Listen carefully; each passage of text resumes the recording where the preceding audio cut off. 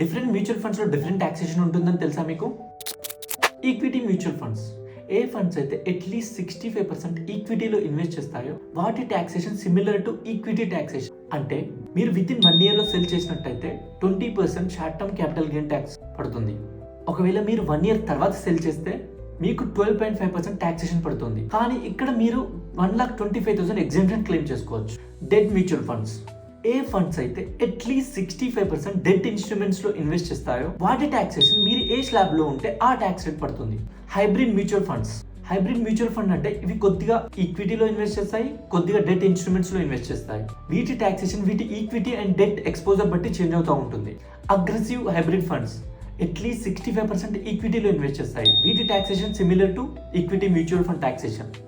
Conservative hybrid mutual funds, ఇవి 65% debt instrument లో invest చేస్తాయి. వీటి taxation similar to debt mutual funds. Third, balanced hybrid, వీటిలో equity exposure వచ్చేసి 35 to 65% ఉంటుంది.